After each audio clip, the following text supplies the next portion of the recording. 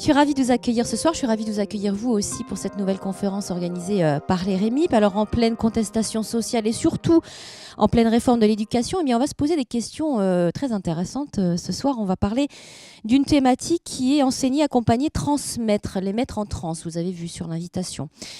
Comment les rapports entre maîtres et disciples se sont-ils transformés radicalement en quelques siècles et que sont-ils finalement devenus aujourd'hui, notamment dans le domaine de la transmission des savoirs? Eh bien, on a le grand plaisir d'accueillir Nicolas Hadel, qui est maître de conférence en anthropologie à l'Université de Toulouse Jean Jaurès.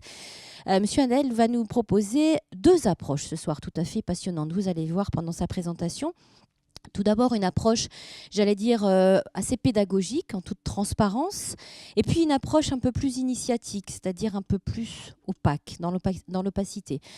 Il va illustrer son propos d'exemples pris et puisés à travers la littérature, et surtout à travers ses travaux personnels ethnographiques qu'il a menés dans le compagnonnage. C'est bien ça ? Et puis vous ferez évidemment intervenir la notion d'éthique à travers ces deux exemples. Je vais vous laisser la parole et puis comme d'habitude, parce que c'est tout le but de cette conférence, nous échangerons ensuite avec vous. Je ferai circuler ce micro pour que vous puissiez interpeller Monsieur Hadel. Je vous laisse la parole. Merci d'être là.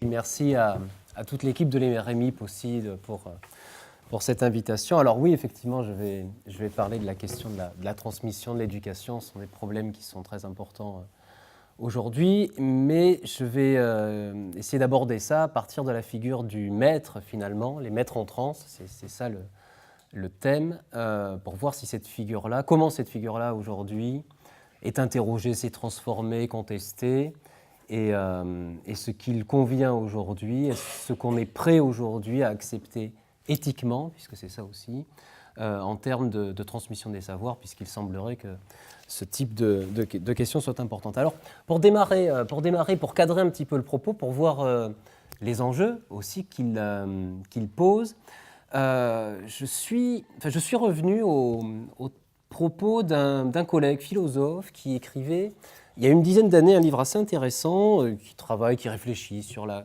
condition de l'homme occidental contemporain. Et pour présenter un petit peu les transformations importantes du monde actuel depuis, disons, une quarantaine d'années, le collègue en question, qui s'appelle Olivier Héret, part d'une anecdote qui lui semble tout à fait significative. Cette anecdote, c'est la suivante.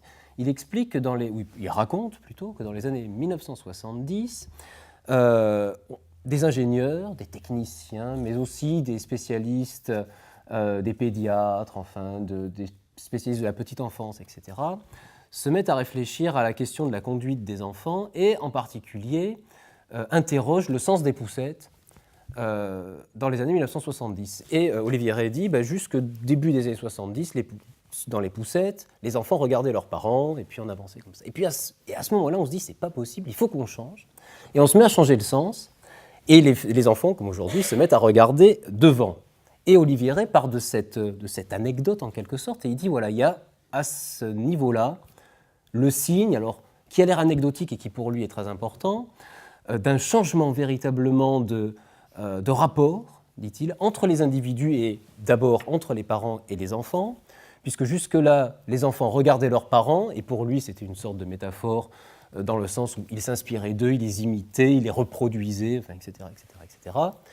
Et désormais, il regarde le monde en avant, sous-entendu, enfin pas tout à fait sous-entendu, puisque c'est presque explicite, il se coupe des générations précédentes, et en particulier de leurs parents, et c'est le début pour lui d'une réflexion sur la fuite en avant de l'individu occidental contemporain, fuite en avant sans repère autre que soi-même, et qui produit, explique-t-il, le fantasme, ce qu'il appelle le fantasme de l'homme autoconstruit, puisqu'on n'a plus besoin de ses parents, on n'a besoin plus que de soi-même pour aller de l'avant, c'est un petit peu l'idée, qui nous conduirait, selon lui encore une fois, et c'est le titre de son ouvrage, si vous voulez regarder un petit peu la démonstration, à une folle solitude, on n'aurait jamais été aussi seuls en quelque sorte qu'aujourd'hui. Alors, cette lecture du monde contemporain, qui est partagée par un très grand nombre en vérité de collègues et d'essayistes, enfin qui est une sorte de vulgate quasiment, aujourd'hui, elle ne me satisfait pas complètement.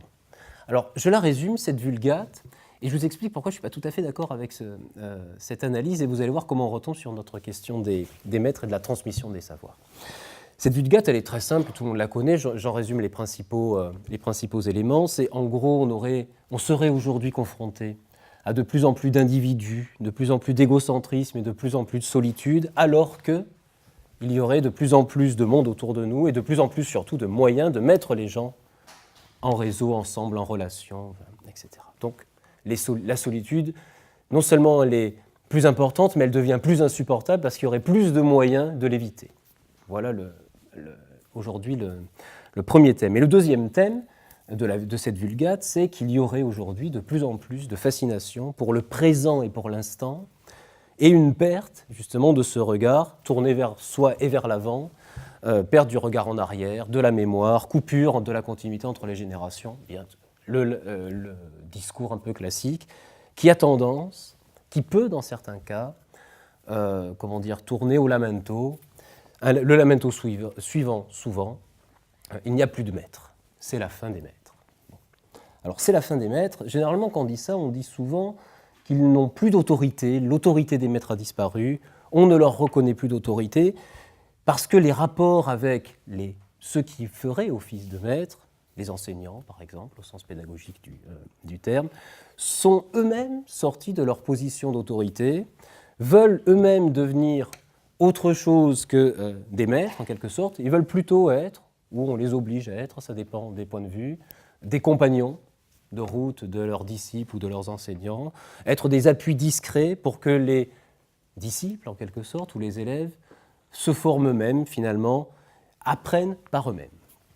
Alors, je ne partage pas complètement ce sentiment, je le comprends, je comprends ce diagnostic, et en même temps, je ne le partage pas pour plusieurs raisons.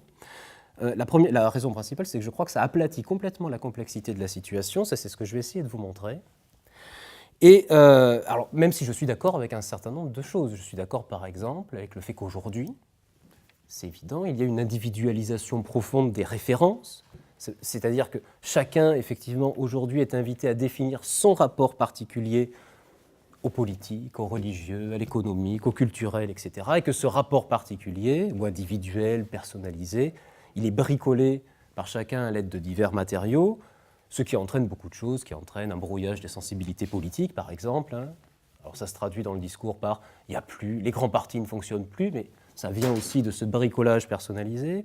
Ça entraîne par exemple un entremêlement aussi de formes religieuses, propres à ce qu'on appelle aujourd'hui les mouvements ou les sensibilités de type New Age, etc., où des individus bricolent un peu de christianisme, un peu de bouddhisme, un petit peu de chamanisme ou d'animisme, etc. Tout ceci fabriquant un rapport d'un type particulier. Ce qui fait qu'au final, les gens sont effectivement aujourd'hui de moins en moins dogmatiques, ce qui est lu par certains comme une trahison de la fidélité aux générations précédentes et comme un échec de la transmission en général. Alors si, de mon côté, moi je voulais forcer le trait, j'aurais tendance à dégager de tous ces petits éléments que je viens de présenter une conclusion exactement inverse à celle d'Olivier Rey donnée au départ. Je dirais qu'il n'y a pas tellement, aujourd'hui, une baisse de l'attention au passé ou aux générations précédentes, mais au contraire, exactement au contraire, une démultiplication des références au passé. Et alors là, vous avez tout un tas d'exemples possibles. Explosion des commémorations, de la notion de patrimoine qui devient à peu près quasiment la rhétorique la plus commune aujourd'hui pour parler du passé. Tout devient patrimoine. Les formes matérielles, les formes immatérielles également, etc. Chaque jour qui passe est un jour d'histoire quasiment pour tout un tas d'individus. Donc démultiplication, je crois, et non pas fin du passé, mais démultiplication des références au passé. Non pas non plus la fin du collectif au profit de l'individu et de l'égoïsme, je crois, mais au contraire, à mon avis, aujourd'hui plus particulièrement, une créativité tout à fait inédite dans les formes collectives qui sont mises en place, qui est permise par l'explosion des réseaux sociaux, mais pas seulement, qui est permise aussi, ou qu'on voit, ou qu'on constate plutôt, par la forme ou les différentes formes que prennent les mobilisations collectives aujourd'hui, le nombre toujours plus grand d'associations qui, tous les jours, se créent, etc., etc., etc. Non plus, troisième point, non plus la fin des maîtres, mais au contraire de plus en plus de maîtres, venus d'horizons très différents, et avec lesquels simplement, le rapport n'est plus celui hiérarchique et d'autorité tel qu'on pouvait le connaître, mais qui est une relation d'accompagnement, en quelque sorte le maître qui fait plutôt du consulting ou de la consultation, et pas tellement le maître qui vous donne des réponses, mais le maître qui va vous poser des questions. C'est plutôt ça aujourd'hui la figure qui s'est mise en place, qui n'est pas du tout une nouveauté, qui est tout à fait une figure ancienne, mais qui est un retour tout à fait prodigieux à ce niveau, je crois aujourd'hui, de cette espèce de figure socratique et du maître médecin tel qu'on pouvait les connaître à une certaine époque. Alors, ce n'est donc pas, à mon sens, en quelque sorte, que le passé, le collectif et la figure du maître ont disparu au profit du présent, de l'individu et de l'homme autoconstruit. C'est plutôt que le rapport avec ces valeurs-là, avec ces valeurs incarnées par des personnes, s'est transformé. Il s'est transformé du fait d'un certain nombre d'événements et de transformations sociales et économiques tout à fait considérables, dont je vais vous présenter quelques éléments. Prenons une entrée, parce que sinon ça serait trop long et ça serait un peu inutile d'en mettre trop, mais prenons une entrée, celle du rapport au passé. La question du passé, puisque en quelque sorte elle irrigue les autres, elle irrigue la question des maîtres, elle irrigue la question des collectifs, etc. La question du passé, ça pose d'emblée aussi le problème de la transmission. Aujourd'hui, je vous l'ai dit, on a le déploiement, je crois, d'une attention tout à fait inédite à ce qu'on appelle notre patrimoine. Cette attention inédite, elle est, à mon avis, elle est tout à fait présente à l'échelle locale, jusqu'au niveau tout à fait mondial, et ce n'est pas un développement superficiel, c'est-à-dire on ne met pas du patrimoine, on ne dit pas qu'on a un rapport au patrimoine pour masquer une méconnaissance historique ou une relation un petit peu distante au passé ou superficielle. C'est un type d'attachement au passé qui est profondément affectif et qui est tout à fait important, et encore une fois, qui est tout à fait inédit. Prenez l'exemple aujourd'hui de ce qui se passe quand des monuments sont menacés.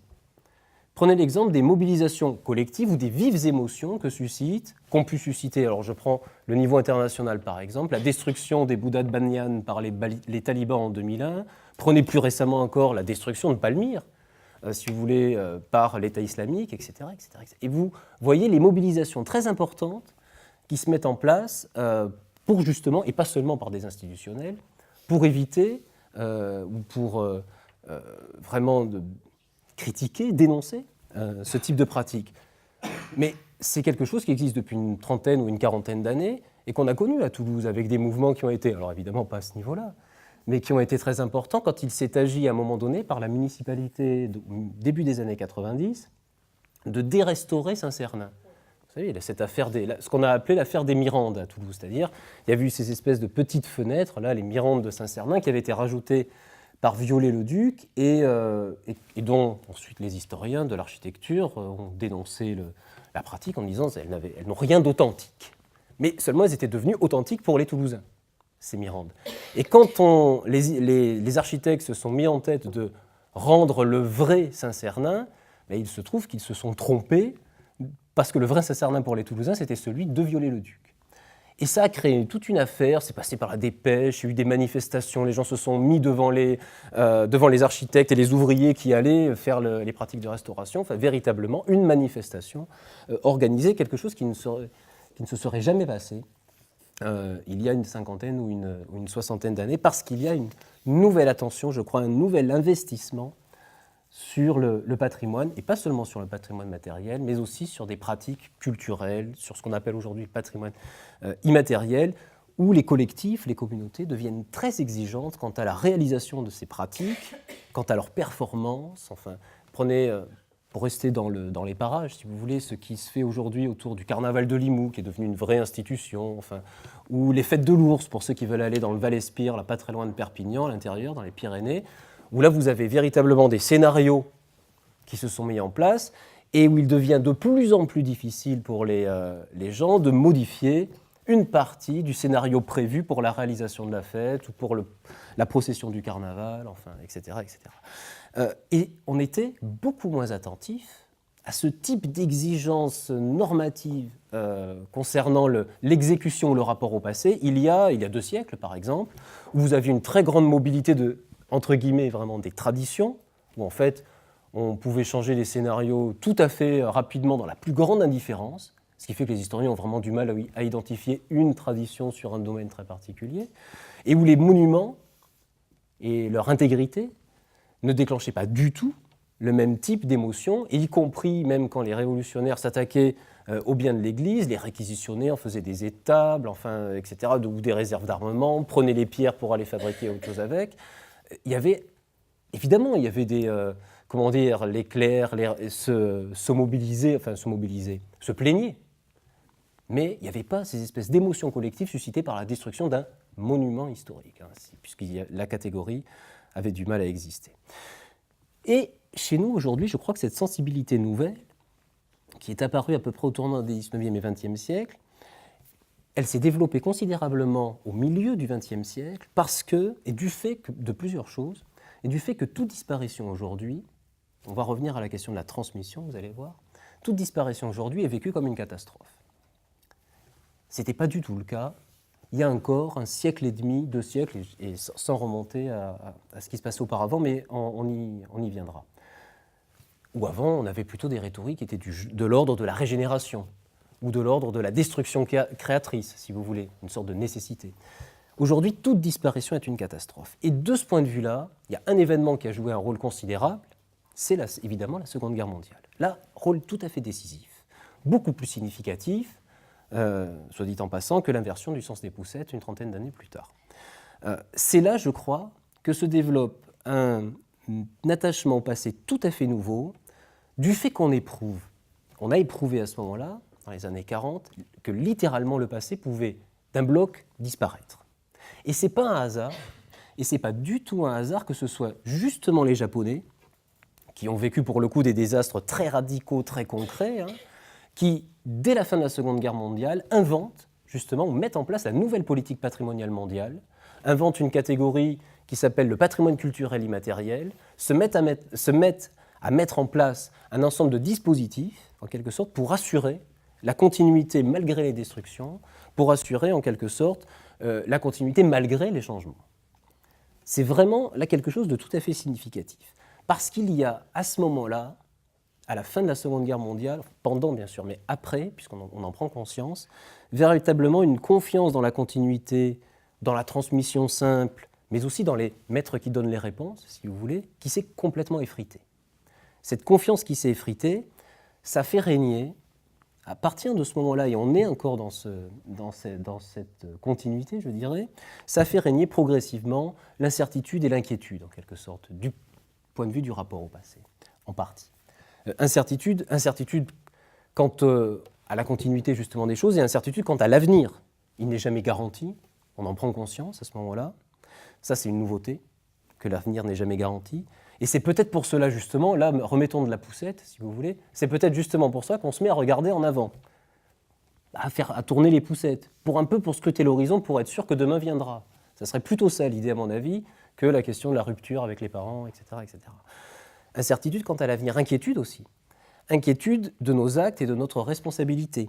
Je crois que c'est aussi cela, l'attention à soi et au présent, qu'on dénonce souvent comme de l'égoïsme ou comme de l'individualisme pur qui explose. Enfin, je crois qu'on met derrière ces termes-là, en fait, des attitudes qui sont très différentes, très complexes. Bien sûr, il y a des gestes purement égocentrés, purement intéressés.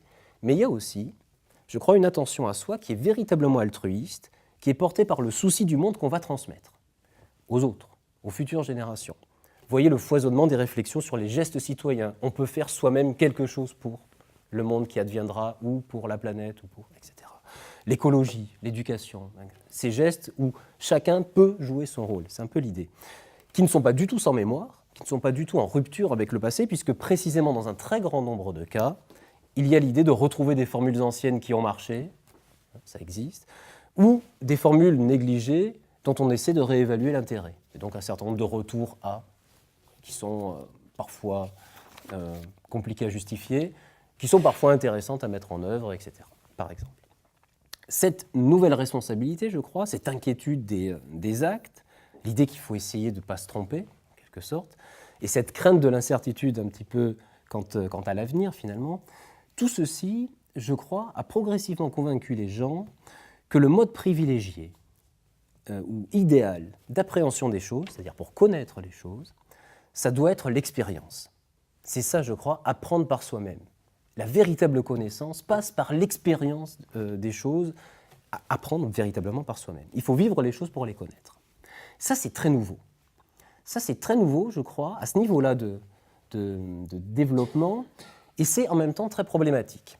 Très problématique parce que d'une certaine façon, ça réduit complètement le champ du connaissable. Si pour connaître quelque chose, il faut nécessairement faire l'expérience, évidemment, ça réduit le nombre de choses qu'on est susceptible de pouvoir véritablement connaître. Ça, c'est un autre débat, je le laisse de côté.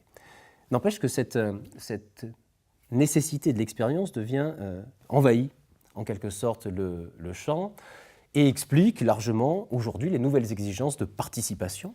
La mode, je reste sur ma question du passé si vous voulez, la mode des spectacles historiques vivants, par exemple, les fêtes médiévales, et le rejet de l'ancienne figure du maître, c'est aussi là-dedans qu'il faut l'inscrire, c'est le rejet d'un mode de connaissance purement passif. Et c'est un rejet qui est profondément éthique, je crois. Ce mode de connaissance et de transmission, passif, le rapport ancien avec le maître, il est devenu littéralement, je crois, insupportable.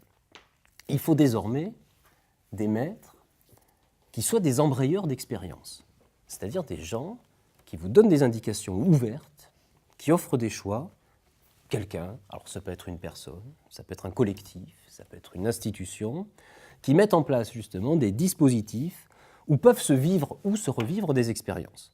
Depuis les plus anecdotiques, alors là tout est possible, on vous propose par exemple de repasser le certificat d'études, voyez comment c'était difficile, etc.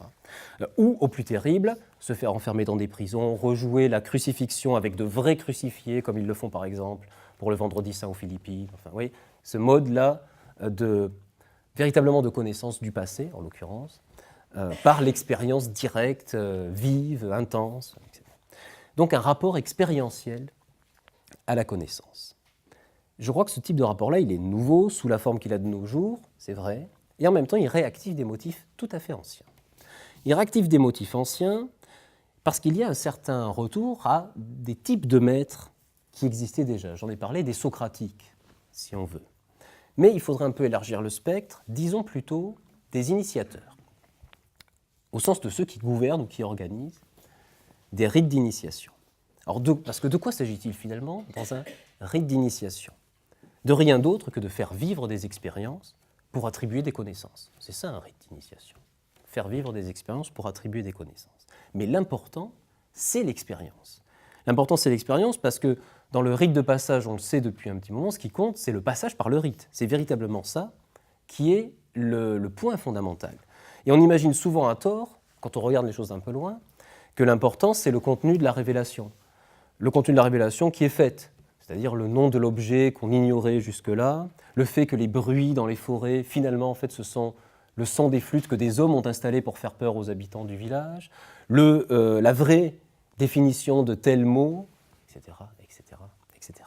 En fait, ces connaissances-là, délivrées effectivement au moment des rituels d'initiation, par exemple, sont tout à fait, d'une part, dérisoires au regard de la mise en scène qui est mise en place, et la plupart du temps, surtout, ces connaissances-là sont déjà connues.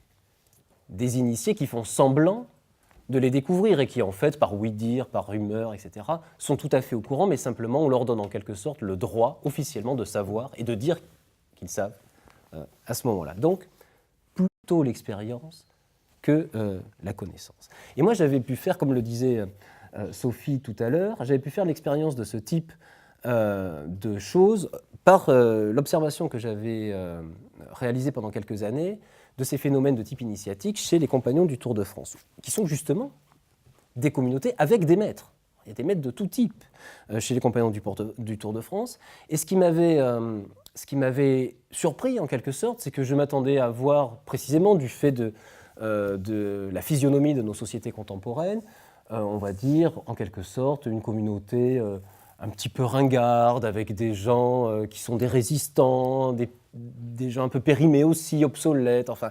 Et au contraire, on avait tout à fait l'inverse, c'est-à-dire non seulement un dynamisme tout à fait important, des communautés qui se portent aujourd'hui beaucoup mieux qu'il y a 50 ou 60 ans, et encore mieux qu'il y a un siècle, avec un nombre tout à fait important d'individus, et où on trouvait à l'intérieur une association de types de transmission des savoirs assez inédite aussi, parce que des transmissions de savoir, jusque-là relativement pensées comme séparées.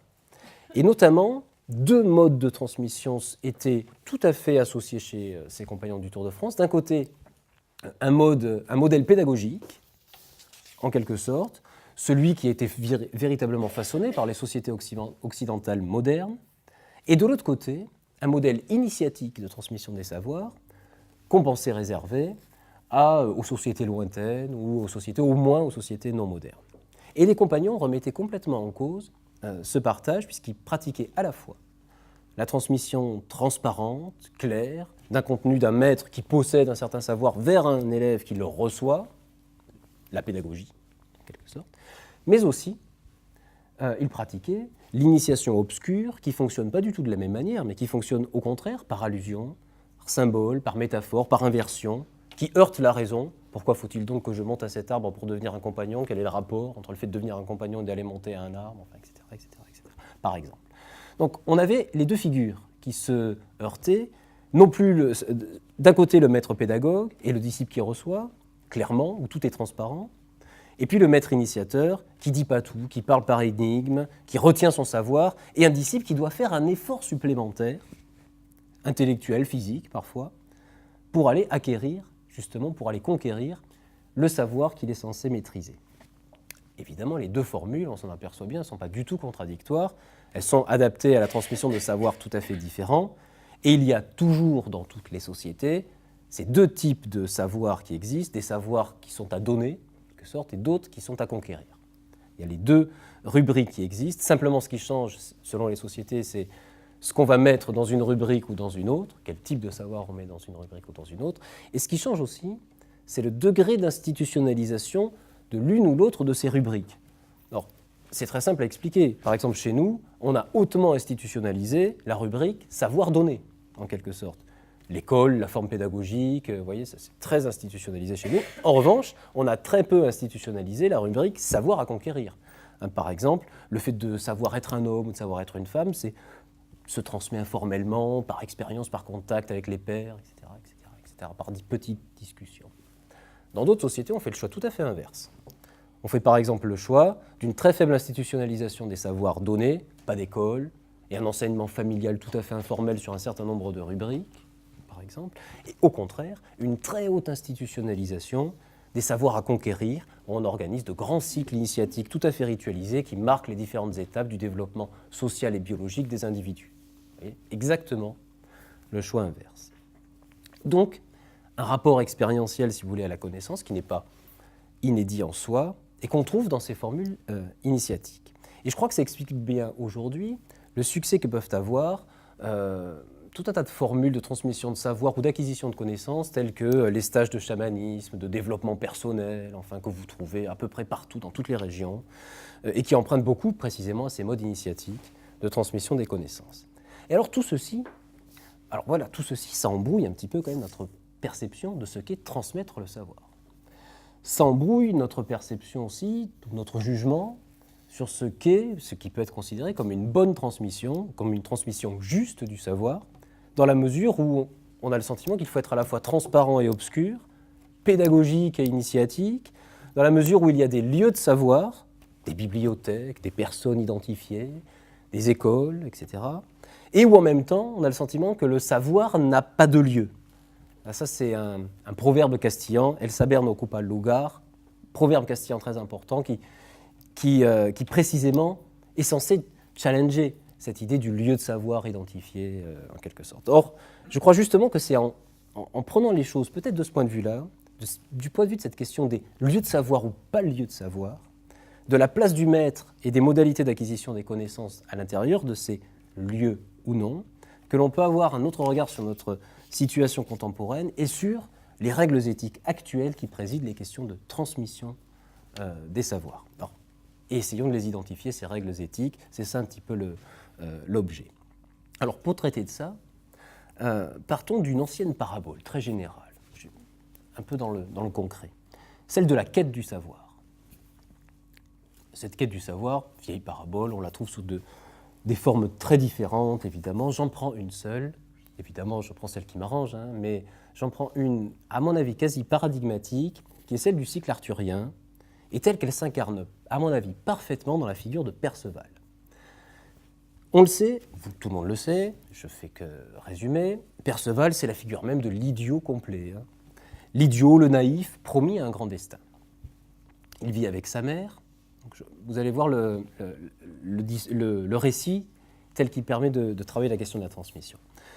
Il vit avec sa mère l'a protégé de tout, y compris de la connaissance. Ne pose pas de questions, arrête de poser des questions, y compris de la connaissance. Ils vivent ainsi ensemble, dans un lieu sans savoir, véritablement un lieu sans savoir, la forêt Gaste, c'est-à-dire la forêt stérile, stérile dans tous les domaines, y compris celui du savoir, à l'écart de tous. Et il rencontre par hasard, donc je passe, il rencontre par hasard des chevaliers dans la forêt, qu'il prend pour des anges, parce que leurs armures brillent, enfin, il les prend pour des anges, et il entreprend ainsi, après une petite discussion avec ses chevaliers, et puis ensuite avec sa mère, il entreprend une quête pour devenir lui-même chevalier, bien sûr, qui le mène par hasard. Alors le hasard, ça gouverne les lieux où il n'y a pas vraiment de savoir, de connaissances, etc. Donc, dans ce récit, en tout cas, pour devenir lui-même chevalier, et ce hasard le mène au lieu même du savoir, qui est le château du Saint-Graal, où il rencontre, à l'intérieur du château, le roi pêcheur qui est très malade et qui incarne dans son corps la malédiction qu'il y a sur tout le pays, et que le héros, Perceval, pourrait guérir, parce qu'il suffirait qu'il intervienne vis-à-vis du roi, mais il ignore qu'il a ce pouvoir-là, donc il est à ce point ignorant qu'il ignore même qu'il a quelques petites connaissances, ou en l'occurrence quelques petits pouvoirs. Et Perceval assiste à l'intérieur du château, ça c'est le récit de Chrétien de Troyes. Perceval assiste à l'intérieur du château à une procession un petit peu mystérieuse. On le laisse rentrer, personne ne lui dit rien, et on le laisse assister à une procession mystérieuse où passe devant lui précisément la procession du Graal, c'est-à-dire la coupe qui est portée, enfin, et qu'on fait défiler devant ses yeux. Et il n'ose pas poser la question qui aurait délivré le pays de la malédiction, le roi de la maladie, etc. De quoi s'agit-il ? C'est-à-dire qu'il suffirait qu'il manifeste un désir de connaissance, qu'est-ce que c'est, pour que tout soit résolu. Il reste muet, il obéit aux recommandations de sa mère, ne pose pas de questions stupides, etc., ne dit rien. Et donc il continue d'obéir aux recommandations maternelles et il quitte le château sans avoir posé la question. Et il ignore le rôle qu'il avait à jouer, bien évidemment, et ce n'est que plus tard, une fois qu'il a quitté le château, qu'il comprend son erreur, relance sa quête pour retrouver le château et sauver le pays, mais il ne retrouve jamais le château, en tout cas pas dans le cycle de Chrétien de Troyes, qui s'est laissé disperser sur d'autres figures, Arthur, etc. Et il ne revient jamais en fait à la figure de Perceval, donc on ne sait pas s'il retrouve le château. Voilà le canevas, si vous voulez, du récit. Alors, ce qui est intéressant dans ce canevas-là, c'est qu'on a véritablement une mise en scène de plusieurs choses très intéressantes concernant le savoir, sa transmission, ce rapport aussi au savoir. On a un point commun qui existe entre le lieu du savoir même, le château du Saint-Graal, où se trouvent ceux qui savent ce qu'il faut faire pour délivrer le pays, et le lieu absolu du non-savoir, qui est la forêt, le giron maternel, etc. Ce sont deux lieux qui ont au moins pour point commun de devoir être quittés pour faire avancer, en quelque sorte, de pouvoir progresser, en quelque sorte, dans la connaissance. Il faut partir pour justement que la connaissance des actes qu'on aurait pu faire ou de ce qu'il faudrait faire se révèle ou se mette en place. Et il faut les quitter parce qu'ils présentent tous les deux, en quelque sorte, des caractéristiques qui sont très proches, dans leur opposition même, d'une certaine façon, ce qui explique qu'ils produisent le même effet, partir. Il y a une très belle symétrie, si vous voulez, inversée entre les deux. Par exemple, dans la forêt, Perceval, je vous l'ai dit, pose trop de questions stupides, donc on lui demande de se taire. Dans l'autre, dans le château, au contraire, il ne dit rien. Symétrie inversée. Dans la forêt, il pense, il est convaincu, grâce à sa mère, que le savoir s'acquiert dans la transparence des réponses qu'on va lui donner. Sa mère est, en quelque sorte pour lui, la somme absolue, le contenant de tout savoir possible, etc. Et ça, c'est typique d'un type de lieu du non-savoir, en quelque sorte, le fait qu'on croit qu'il y a quelqu'un qui détient tout, d'une certaine façon. Ça, c'est l'idée. Alors que de l'autre côté, vous avez justement la croyance, en quelque sorte, de Perceval, un peu inverse, dans la possibilité d'une acquisition purement passive du savoir. Il dit rien, et en ne disant rien, il pense qu'il va encore se passer quelque chose pour lui, qu'il va acquérir un certain nombre de connaissances. Ça, c'est la croyance qu'on peut avoir dans le lieu de savoir total, celui qui fait que le simple fait de s'y rendre vous rend un peu plus savant, en quelque sorte presque par contagion. Comme si vous rentrez dans une bibliothèque et que le fait même d'y aller, ça vous met un peu plus un supplément de savoir dans la tête. Donc, vous voyez, évidemment, deux erreurs. Deux attitudes totalement erronées, deux attitudes excessives, bien évidemment. Il est dans l'erreur parce que, évidemment, l'idée, c'est que c'est entre les deux que le savoir se construit, qu'il se joue, et même si on veut qu'il se situe, au sens littéral. C'est-à-dire c'est sur le chemin, ça la quête du savoir, c'est sur le chemin, dans l'errance, que les choses se passent. Et alors c'est justement cette idée-là, cette idée que c'est entre les deux que les choses se jouent, qui va être confirmée par un ensemble de pratiques, un ensemble de conceptions aussi, qui vont mettre en péril l'idée de lieu de savoir qui aujourd'hui, ou plutôt dans notre modernité occidentale, est devenu quasiment un lieu commun, enfin quelque chose au moins de très important dont on pense que c'est nécessaire pour diffuser les connaissances. Et ce sont justement ces pratiques de l'itinérance savante. Rapport entre itinérance et connaissance. Alors là, c'est très intéressant. C'est très intéressant parce que notre modernité, donc je dirais ce qui se met en place autour du XVIe siècle, et qui s'accentue à partir du XVIIIe siècle et qu'on serait peut-être en train de quitter depuis une quarantaine d'années, dans cette modernité-là, il y a un autre proverbe, en quelque sorte, qui n'est pas castillan, mais qui est très général et qui est très partagé, c'est que les voyages forment la jeunesse. Voilà, quelque chose de tout à fait... et qui met en rapport, évidemment en relation, itinérance et acquisition des connaissances. Voilà quelque chose qui semble évident à tout le monde. Est-ce que ce n'est pas évident que les voyages forment la jeunesse?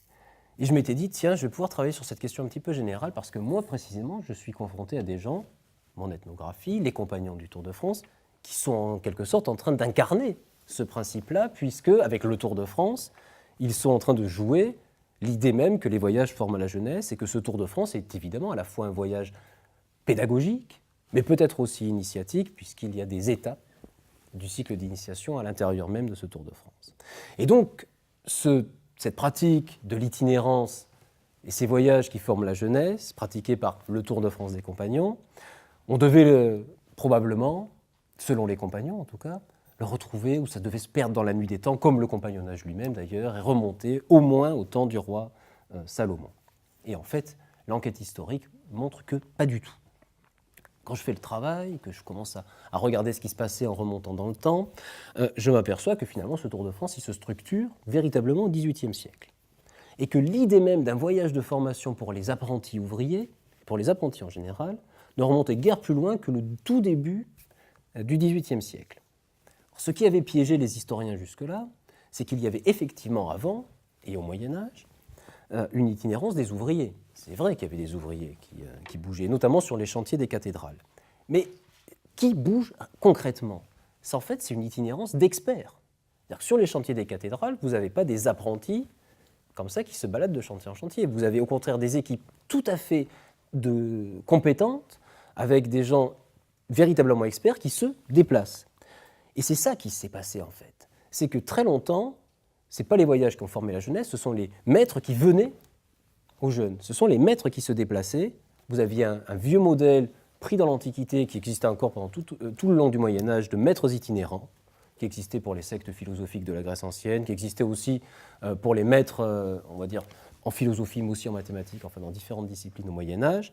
Et c'est à un moment donné, probablement au tournant des 15e, 16e siècles, et puis ça se met en place progressivement, qu'il y a un véritable changement de mentalité. Mais il faut imaginer le changement considérable que ça a dû être pour qu'on imagine que ce soit désormais les apprentis, les étudiants, les jeunes qui voyagent vers des lieux de savoir ou vers des hommes qui deviennent eux-mêmes des dépôts de savoir et qui donc se figent et se fixent. On vient les voir.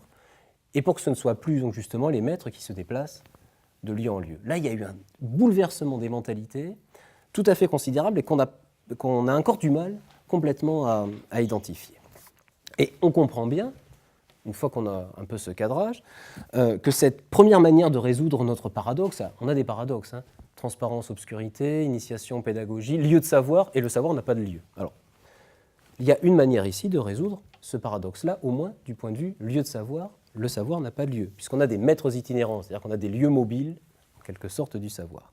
Ce qui fait que de cette première résolution-là, on se dit, tiens, une des possibilités de se sortir de ce problème ou de le résoudre, c'est d'associer ou de réfléchir à cette association forte entre le savoir et le corps de l'individu qui le supporte. Savoir et corps. Premier ancrage, premier lieu du savoir, c'est le corps de l'individu, le maître qui se déplace, par exemple. Et on comprend mieux, de ce point de vue-là, à ce moment-là, que l'expérience occupe aujourd'hui, si on est convaincu de cette association, une place très importante, en quelque sorte, dans la transmission et dans l'acquisition des connaissances. Et de ce fait-là, si vous voulez, les anciens, pour dire les choses comme ça, étaient également assez convaincus. Et on en trouve des traces. Alors, dans quelques textes, on trouve des traces dans les contes de tradition orale, en vérité, qui donnent ou qui disent un certain nombre de choses aussi tout à fait intéressantes de ce point de vue-là. Il y a plusieurs contes, je reste dans ma période, il y a plusieurs contes qui développent ce thème de la transmission du savoir et de l'apprentissage. Ça, il y en a des quantités. Mais il y en a plusieurs à l'intérieur de ce grand thème qui mettent en scène ce rapport étroit entre le corps d'un maître et le savoir qu'il possède. Et qui mettent en scène un lien si ténu entre les deux qu'on a beaucoup de mal à détacher, en quelque sorte, le savoir du corps qui le détient. Beaucoup de mal, au point que très souvent, plusieurs contes disent qu'il faut tuer le maître pour pouvoir s'emparer de son savoir. C'est par exemple le motif des contes qu'on retrouve sous le titre « L'apprenti sorcier ». Il faut aller tuer le sorcier. Il faut que l'apprenti sorcier tue le sorcier pour pouvoir détenir son pouvoir magique, etc.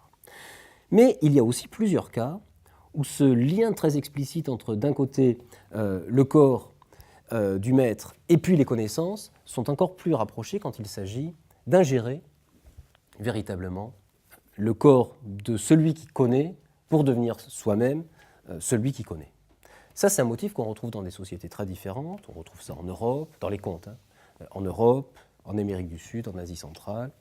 Mais les versions qui ont servi de référence pour travailler cette question-là, ce sont des versions qui nous viennent d'Irlande. Et ces versions qui nous viennent d'Irlande, on les trouve sous un titre un peu général, qui est celui-ci, les contes du saumon de la connaissance. Les contes du saumon de la connaissance, alors je ne vous fais pas le récit, mais en gros l'idée, c'est qu'à un moment, on va dire, de l'histoire de l'humanité, où le degré de connaissance était très proche de zéro, il y avait la conviction qu'il y avait un poisson, le saumon, la connaissance en l'occurrence, qui détenait la totalité du savoir du monde, savoir pêcher, savoir se nourrir, savoir nommer les étoiles, savoir se guider, enfin, etc., etc., etc. Et que pour s'emparer de ces connaissances-là, il fallait attraper le poisson d'une part, et puis il fallait le manger, bien évidemment, pour posséder véritablement les connaissances. Et ce rapport cannibale au savoir, en quelque sorte, c'est quelque chose qui d'une certaine façon, a disparu aujourd'hui, bien évidemment, sous cette forme, mais est resté par petites traces dans notre imaginaire. C'est resté, par exemple, dans les métaphores qu'on peut avoir sur les nourritures spirituelles ou sur les ruminations intellectuelles. Et c'est resté plus explicitement, mais plus inaperçu encore, dans, par exemple, ce qu'on a l'habitude d'ôter parfois, les dents de sagesse. Voilà, par exemple, une dernière trace de ce rapport cannibale au savoir, métaphorique, la pure locution, si vous voulez, mais qui est un reste, en fait, de ce type de rapport qu'on a eu, à un moment donné, dans nos sociétés, avec ce mode d'acquisition, en quelque sorte, des connaissances. Alors, évidemment, au-delà du catalogage du motif ou de l'anecdote, en quoi c'est intéressant? Ça offre une autre résolution à notre paradoxe, lieu de savoir, le savoir n'a pas de lieu, et puis aux autres paradoxes, transparence, obscurité, pédagogie, initiation, parce que qu'est-ce qu'on a dans ce rapport cannibale au savoir? On a finalement une façon de disparaître tout en demeurant. On a une destruction créatrice, en quelque sorte. Et c'est ça qu'on veut finalement aujourd'hui, probablement dans les nouveaux rapports au maître qui se mettent en place. On veut faire disparaître le maître, on veut faire disparaître la distinction, en quelque sorte la hiérarchie, la distance, pour en faire quelqu'un qui vous accompagne, donc on se rapproche. Mieux, ce n'est pas vraiment quelqu'un qui vous accompagne qu'on veut aujourd'hui, c'est plutôt quelqu'un qui vous fait découvrir que vous avez en vous votre propre maître, en quelque sorte. C'est ça l'idée. C'est ça, apprendre par soi-même, être en capacité de découvrir quel est à l'intérieur de soi son propre professeur. Le maître en vous, le maître il a disparu parce qu'il est en vous, c'est ça l'idée. Et voilà strictement le même résultat que le rapport cannibale à la connaissance, mais par des voies différentes.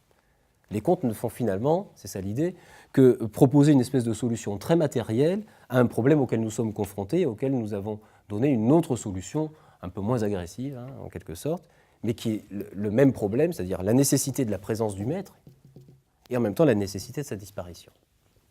Voilà une solution qui est proposée par cette idée apprendre par soi-même et qui était proposée par le saumon de la connaissance d'une certaine façon.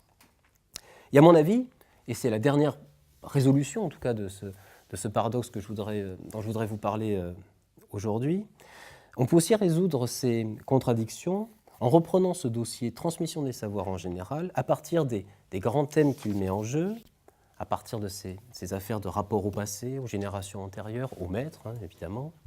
Ces grands thèmes, il y en a deux grands thèmes. C'est bien sûr d'un côté une certaine conception du savoir, et de l'autre une certaine conception du temps, parce que c'est ça finalement qui est en jeu. Un rapport au temps, un rapport au savoir. Alors inutile d'entrer si vous voulez ici dans des débats qui sont très complexes, parce qu'en fait je crois que les données du problème sont très très simples, simplement les effets sont complexes, ça c'est vrai. Mais les données du problème sont excessivement simples.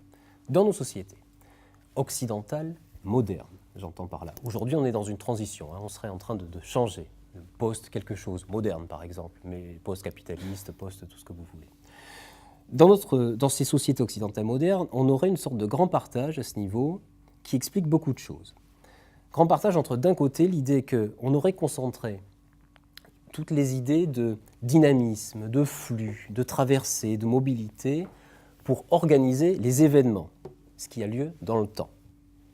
Et en contrepartie, on aurait assigné à la fixité, à la cartographie, en quelque sorte, tout ce qui concerne l'organisation des savoirs, qui aurait lieu d'abord dans l'espace, le lieu de savoir. Ça, c'est notre société. Aux événements, les flux, les intensités, si vous voulez. Au savoir, les lieux, les distances. Le maître est à distance, justement. Et c'est quoi de mieux que l'autorité, précisément, pour manifester cette distance. Alors, c'est intéressant, parce que dans d'autres sociétés, on fait, encore une fois, exactement le choix inverse. En particulier, alors je ne prends pas tous les cas de figure, mais en particulier dans l'ère océanienne, alors là, il faudrait regarder au cas par cas, parce qu'évidemment, l'Océanie, c'est traversé par une très très grande diversité. Mais à l'intérieur de l'Océanie, il y a quand même des groupes qui ont des discours très élaborés, très explicites surtout, très conscients de ça, sur eux-mêmes. Ces discours-là, en tout cas les discours les plus élaborés que moi j'ai pu repérer, on les trouve notamment dans les montagnes de l'ouest de la Papouasie-Nouvelle-Guinée, où là vous avez plusieurs groupes, les Bakhtaman, les Téléfolmines, les Oksampim par exemple, enfin bon, bref, un certain nombre de groupes dans ces montagnes de l'ouest, des groupes qui ont des langues distinctes, des modes d'organisation distincts, mais qui présentent un certain nombre de régularités ou de points communs entre eux. Parmi les points communs, il y a notamment une même conception du monde, du temps, des savoirs, de l'espace aussi. Et ces conceptions, ce sont exactement les conceptions inverses aux nôtres. Par exemple, les événements sont toujours situés en termes d'espace et jamais en termes de temps. Où ont-ils eu lieu plutôt que quand ont-ils eu lieu? Il y a très peu, presque pas d'événements qui sont situés en termes de temps, sur une échelle chronologique si vous voulez, mais ils sont tous en revanche situés en termes d'espace, en quelque sorte. C'est ici que mon grand-père a, c'est ici que, etc., etc., etc. Donc, les événements, plutôt une logique d'espace, de fixité, etc. Leurs lieux d'histoire là-bas sont un peu nos lieux de savoir chez nous. Et dans ces sociétés, inversement à la nôtre, en quelque sorte, les visions du savoir et de la connaissance sont profondément dynamiques, traversées d'intensité, un petit peu comme, si vous voulez, nos événements. Cette question de la connaissance, par exemple, est toujours évoquée chez eux en termes de flux, d'accroissement, de perte. C'est un petit peu la manière dont chez nous on parlerait des processus vitaux, si vous voulez, d'une certaine façon. Il y a l'idée, en quelque sorte, que la connaissance comme la vie se déroule sur le registre du plus ou du moins. Il y a des degrés, il y a des séquences, il y a des sensations. On est plus ou moins vivant, on est toujours plus ou moins en train d'être de moins en moins vivant plus le temps avance, enfin, etc., etc., etc. Elle est une traversée. Et c'est exactement comme ça que les Bakhtaman, notamment, voient la connaissance. Elle est une traversée, et elle est traversée d'événements qui la constituent. Et c'est exactement de cette manière-là que dans ce type de société, on constate et on décrit les processus de connaissance. Avec un sentiment, un petit peu comme pour les processus vitaux, avec un sentiment assez prégnant de la lente dégradation. C'est-à-dire qu'effectivement, il y a des augmentations d'intensité à certains moments, puis des pertes, mais tout ça se fait dans un flux général de dégradation. La connaissance meurt progressivement. Elle meurt sous plusieurs effets, selon ces groupes de l'ouest de la Papouasie-Nouvelle-Guinée. Elle meurt sous l'effet des enquêtes des missionnaires, elle meurt sous l'effet évidemment de la colonisation, elle meurt sous l'effet aussi des enquêtes des anthropologues d'ailleurs, enfin, etc., etc., etc. Elle est soumise aux accidents, un maître peut mourir et ça fait disparaître un pan de la connaissance. Et cette vision des choses, qui associe, si vous voulez, processus vitaux et processus de connaissance, avec vraiment cette idée forte que grandir, c'est savoir. Ça, c'est vraiment quelque chose dont il faut être convaincu, et c'est exactement l'esprit de ces initiations, en quelque sorte, qui se pratiquent aussi là-bas, puisqu'elles délivrent un certain nombre de connaissances secrètes. Alors, bon, évidemment, ce n'est pas le plus important, mais malgré tout, on devient autorisé à connaître, et on les délivre en même temps qu'elles donnent accès à l'âge adulte, à l'autorisation de se marier, d'avoir des enfants, etc. Donc il y a vraiment une association entre grandir et savoir. Et cette unité des processus vitaux et des processus intellectuels a un lexique unique également. On utilise les mêmes termes pour parler de ces deux types de processus, et vous avez notamment un terme qui est très intéressant, qui en décrit le mouvement, si vous voulez, des deux, qui est un terme, qui est un verbe, enfin, qui est biniman, peu importe en fait, et qui littéralement veut dire devenir rien. Ça, c'est exactement la manière dont, dans ces sociétés-là, on considère le flux, le mouvement, l'intensité progressivement décroissante et de la vie et du savoir. Ce dans quoi est embarqué les processus de connaissance sont nécessairement des processus d'entropie, en quelque sorte. On est toujours en train de devenir rien, malgré les événements intenses qui peuvent éventuellement émailler une vie de savoir. Et chez nous, évidemment, c'est complètement autre chose. C'est complètement autre chose, puisque, en quelque sorte, le sentiment, la crainte des disparitions, la disparition comme catastrophe, a en quelque sorte accéléré quelque chose qui existait déjà, c'est-à-dire la vision cumulative du savoir. Le savoir, chez nous, il est profondément cumulatif. Ce n'est pas du tout devenir rien. C'est au contraire toujours additionner un peu plus les connaissances. Les anciens en savent toujours plus que nous. Pourquoi ? Parce qu'ils ont plus d'expérience. Tout se tient en fait dans notre vision du savoir. Ce qui est menacé, là précisément, on le sauvegarde. Donc encore une addition supplémentaire, si vous voulez. Le patrimoine a prolongé complètement cette idée du cumul et du savoir de type cumulatif. Il ne faut surtout rien perdre. On a démultiplié les lieux. Plutôt que de se passer de l'idée de lieu de savoir, on les a démultipliés. Les bibliothèques virtuelles permettent, par exemple, ce type de choses. L'idée que le savoir est partagé dans des encyclopédies collectives, enfin, etc. Démultiplication des possibilités de lieux, en particulier grâce au monde virtuel. Et peut-être que la nécessité aujourd'hui, le retour à l'idée qu'il faut faire l'expérience de quelque chose pour connaître véritablement cette chose, c'est aussi l'idée que malgré cette démultiplication des lieux, on se rend compte que les lieux ont leurs limites d'une certaine façon et qu'il ne faut pas seulement des lieux, mais il faut des événements, en quelque sorte, pour que le savoir soit véritablement acquis et transmis. Il faut de l'intensité, c'est ça l'intensité. En fait, il faut une expérience vive de la connaissance. Alors, le savoir n'a pas de lieu, disait le proverbe castillan, il disait. Oui, mais les Espagnols, ils sont un petit peu ironiques aussi, ils disent « pero pesa ». Oui, mais il pèse quand même. Il n'a pas de lieu, mais il pèse, et en référence justement aux lourds volumes qu'on trouvait sur les étagères des bibliothèques. Alors, c'est intéressant parce qu'avec l'éclairage que je viens de vous donner, cette remarque un peu ironique, évidemment, prend tout à fait une autre dimension. Je réponds à notre question. Quelles sont les règles éthiques aujourd'hui pour une transmission des connaissances dans notre monde ? Je dirais que ça serait ça, en fait. Peser sans occuper. Être là sans avoir lieu. Ça serait ça, peut-être, aujourd'hui, les principes éthiques des nouveaux rapports au savoir et à sa transmission, tels qu'ils se joueraient dans les sociétés qui sont en train de passer le cap, en quelque sorte, de la modernité. Merci.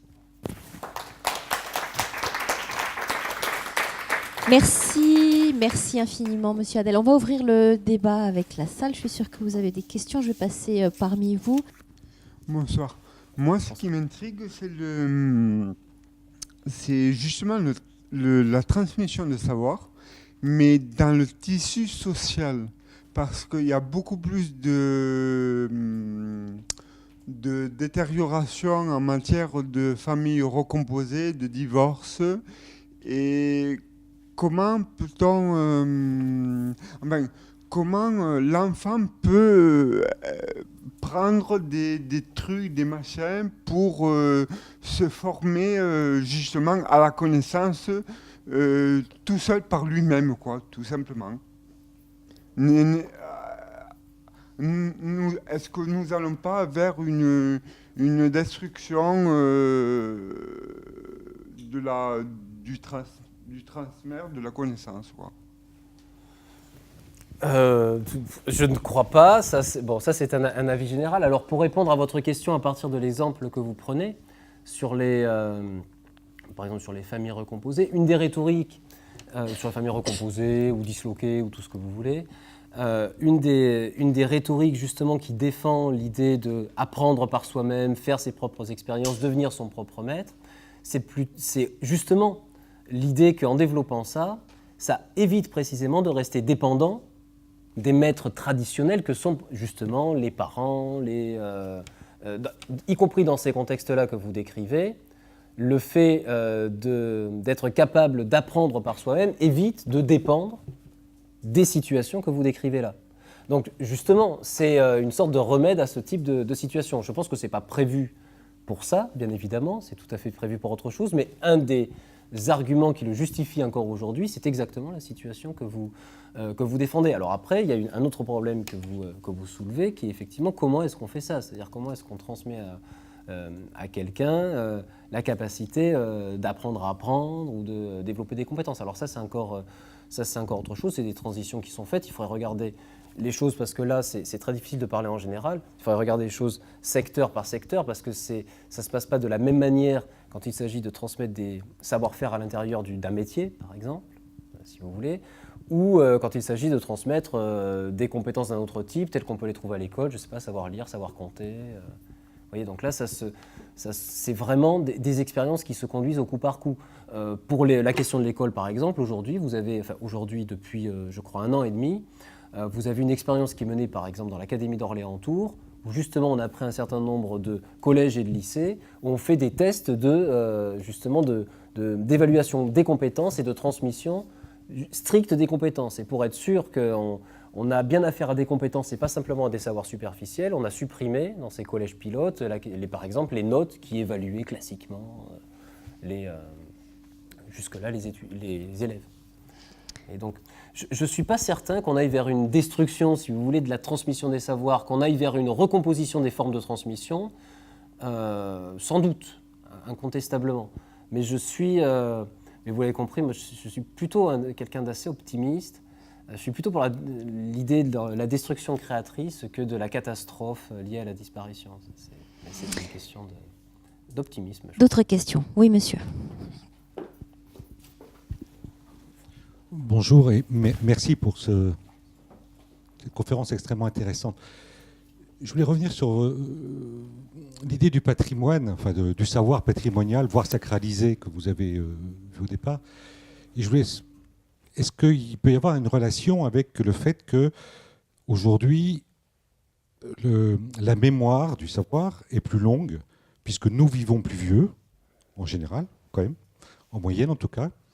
Donc la mémoire du savoir est plus longue, et puis la mémoire du savoir est plus longue parce que nous avons des moyens d'accumuler le savoir, de le figer, la société de l'image par exemple, mais pas que l'image, il y a aussi tout ce qui est virtuel, qui fige ce savoir et qui fait que du coup, on a tous, l'image de Palmyre par exemple, on l'a tous, il y a 50 ans, l'image de Palmyre, je ne sais pas qui l'avait, mais pas grand monde. Voilà. Votre question porte un peu sur l'idée qu'on a de plus en plus d'images, en quelque sorte, c'est ça, du savoir. On aurait plus de mémoire. On aurait plus de mémoire figée de ce savoir. Ben, on aurait plus de... Alors ça, oui, alors ça, effectivement, je suis d'accord, ça rejoint un certain nombre on va dire de travaux qui ont été faits aussi par des anthropologues et des historiens, c'est-à-dire l'idée que dans nos sociétés, alors pour le coup depuis plusieurs siècles, on n'a pas cessé de développer, là le cas de l'espérance de vie est finalement un cas à part, on n'a pas cessé de développer des procédures et des moyens de stockage des connaissances, de manière de les fixer, ce qui a eu plusieurs effets, on va dire cognitifs et intellectuels, c'est-à-dire ça a eu l'effet, le premier effet que ça a eu, ça c'est très important je crois, ça a permis de revenir sur les choses. C'est-à-dire juste que quand on a une transmission purement orale du savoir, sans aucun support, sans l'attachement justement à des supports, le monument, la tablette, enfin tout ce qu'on veut, on a peu de moyens concrets d'évaluer le changement, ou d'évaluer la transformation, les innovations, la créativité, enfin, etc. etc. Au contraire, aujourd'hui, plus on a de moyens de fixer, c'est-à-dire d'avoir à un moment donné un état du savoir, une image, etc., plus on est en capacité tout simplement de mesurer le changement, alors que ce soit une destruction ou au contraire une construction, mais aussi une capacité à évaluer le degré d'innovation de tel ou tel propos, la capacité à être critique, développement du sens critique, évidemment, puisqu'on peut revenir, on peut ruminer les textes, etc., quand il s'agit de textes.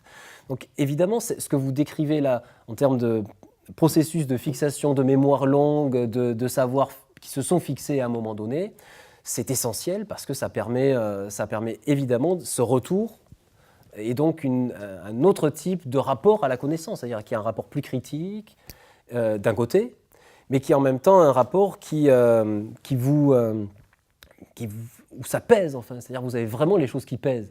Donc il y a les deux choses, c'est-à-dire qu'à la fois vous êtes capable de critique, puisque c'est possible techniquement, et en même temps les choses pèsent sur vous, ce qui fait que ça peut aussi vous rendre parfaitement dogmatique, conventionnel, enfin, etc., normatif. Donc il y a les deux aspects.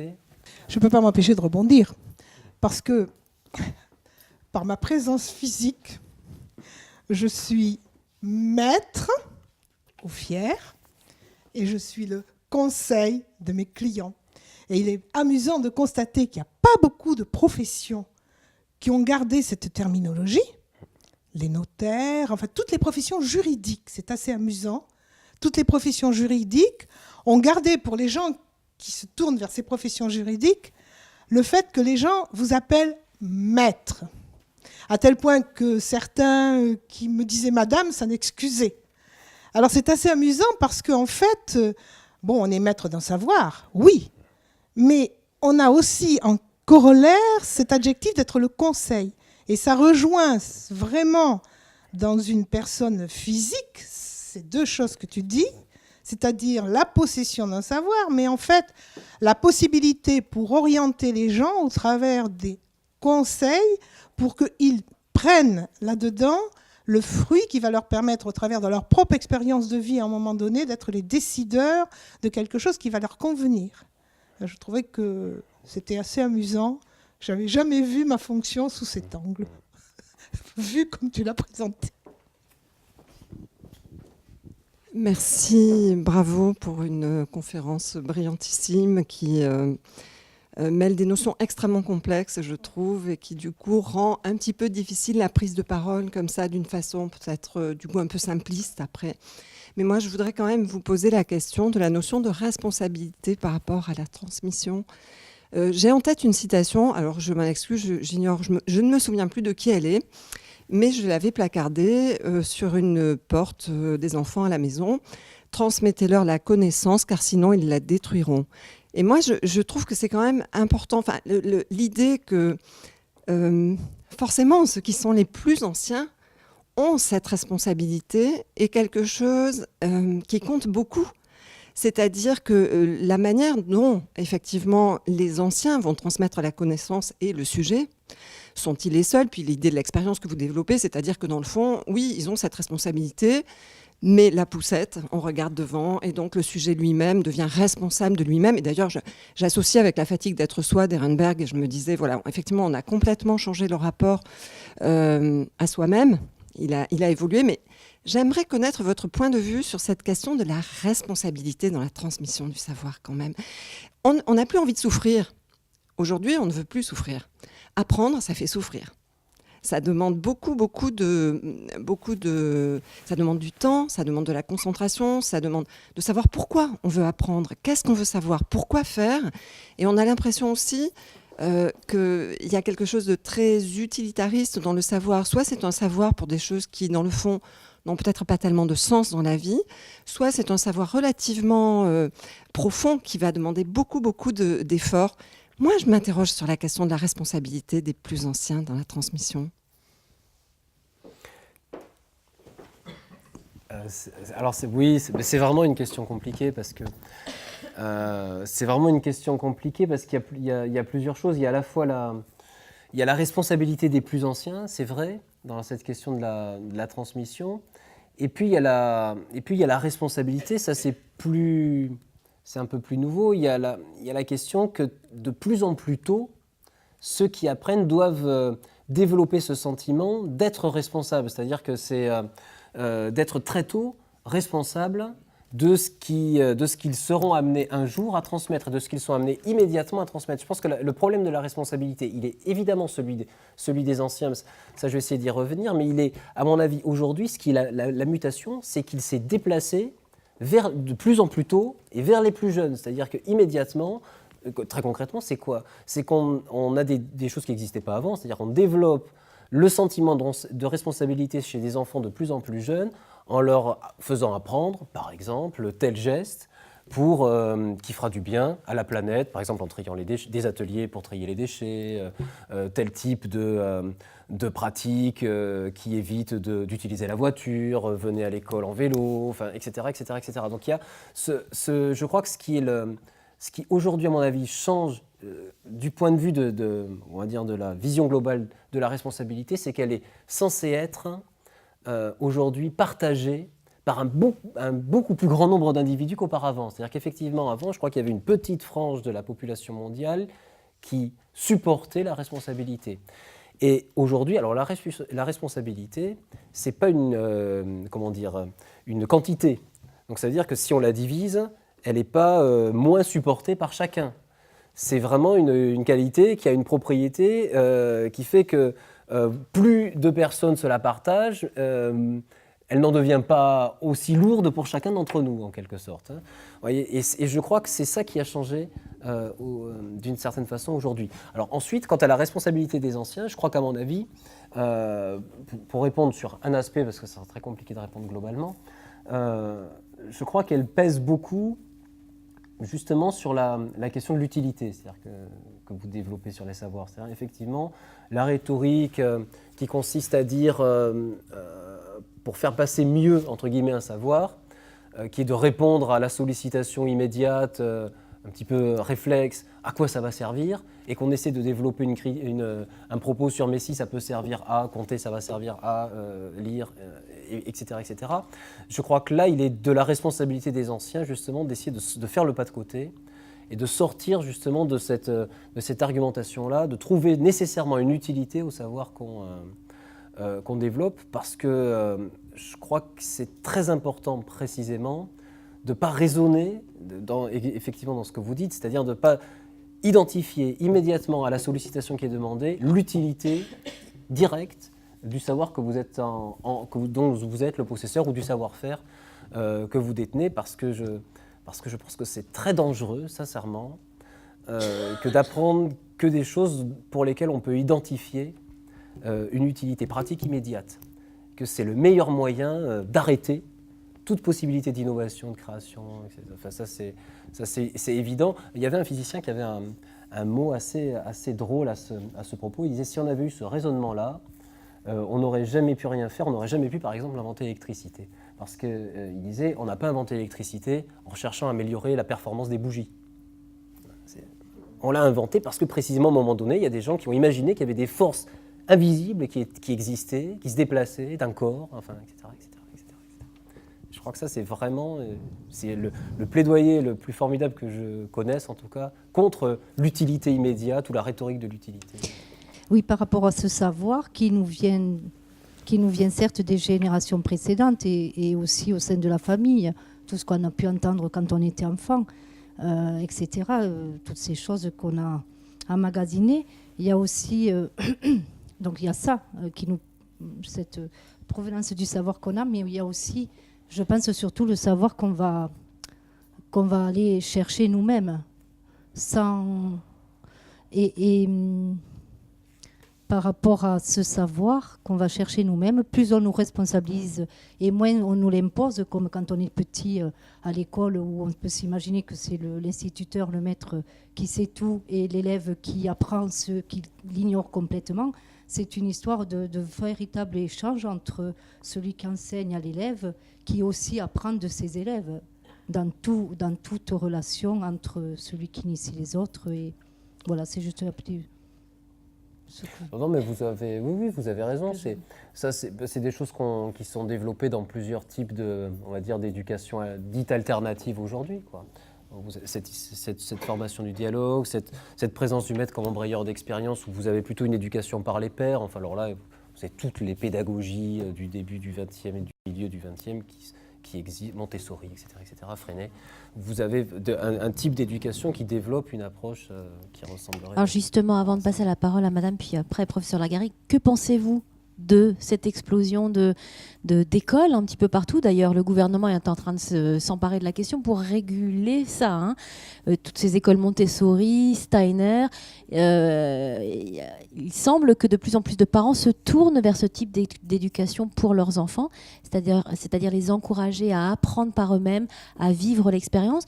Comment est-ce qu'on peut analyser ce changement sociétal quelque part? Parce que c'en est un, a priori. Là, je crois qu'il y a plusieurs. Il y a à la fois effectivement le diagnostic sur clair sur l'échec de la formule, on va dire, pédagogie classique de transmission des savoirs, où véritablement ce que je disais, c'est-à-dire ces autorités du maître sont devenues véritablement insupportables, enfin pour un certain nombre d'individus. Il y a ce premier registre-là. Et puis il y a un deuxième registre qui explique, à mon avis, le succès. C'est dans la rhétorique du apprendre par soi-même, il y a aussi, ça s'insère, c'est à l'intérieur d'un autre bloc beaucoup plus gros qui est vivre sa vie, si vous voulez. Ça, c'est vraiment vivre sa vie. C'est curieux d'ailleurs comme expression, et en même temps, je crois que ça se décline de plusieurs façons. Ça se décline en apprendre par soi-même, ça se décline aussi en il faut savoir obéir à son propre rythme de vie, devenir le héros de sa propre vie. Là, si vous voulez, ça c'est l'entrée de David Copperfield. Mais c'est aujourd'hui quasiment une exigence qui est devenue une exigence pour tout le monde. Devenir le héros de sa propre vie, c'est d'abord être à son rythme. Et d'abord être à son rythme, c'est surtout pas obéir au rythme du maître, c'est pas nécessairement obéir au rythme des autres copains qui sont à côté, qui peuvent avoir le même âge que vous, mais pas du tout avoir le même rythme que vous dans des domaines très différents, etc. Et donc le succès de ce type de formules éducatives, parallèles, Montessori, Steiner, Freinet, éducation à la maison, éducation libre, enfin il y a tout un tas de projets possibles mis en place. C'est ça, je crois, d'abord, c'est la question du rythme, c'est la question de l'individualisation, pas du tout au sens négatif du terme, mais simplement le rythme propre à chaque individu qui doit pouvoir être capable de vivre pleinement sa vie, c'est-à-dire d'être en adéquation avec ce qui serait ses intérêts propres. Mais ça aussi, c'est quelque chose de très optimiste. C'est-à-dire on part du principe que les intérêts propres d'un individu vont à un moment donné, s'ils ne sont pas perturbés par la société, la culture, l'éducation nationale en l'occurrence, rejoignent un intérêt collectif général immédiat. Ça, c'est la confiance dans l'être humain, si vous voulez. Et pourtant, et pour conclure, on peut se demander si la société est vraiment préparée pour ça. Puisque ces enfants, on le sait, rencontrent généralement des difficultés lorsqu'ils doivent s'insérer dans des moules un peu plus traditionnels, entre guillemets. Bref, c'était la réflexion de conclusion. Madame. Je vous remercie. Moi, j'aimerais avoir votre réflexion ou vos réflexions par rapport aux émotions et au savoir. Quel lien vous faites avec... alors, je fais référence au domaine du soin, par exemple, et on sait, j'ai l'impression que les émotions sont en lien avec ce savoir. Alors, les émotions par elles-mêmes, parfois, ou qu'elles peuvent entraîner une ouverture sur un savoir. Quelle réflexion vous avez par rapport à ça? C'est pas quelque chose que j'ai particulièrement analysé, si vous voulez, donc j'aurais du mal à vous répondre, je crois, des choses d'une très très grande pertinence, si ce n'est ce que les collègues ont effectivement travaillé, c'est-à-dire qu'il y a de fait, on le sait, il y a beaucoup d'anthropologues cognitifs qui ont travaillé sur ce type de questions, c'est-à-dire les corrélations très fortes évidemment entre les parts cognitives et affectives de toute culture, et que nécessairement transmettre une culture en bloc, si vous voulez, c'est transmettre obligatoirement des affects et un certain type de réaction à certains types de situations et transmettre un certain nombre de connaissances pratiques, de savoirs plus généraux, etc.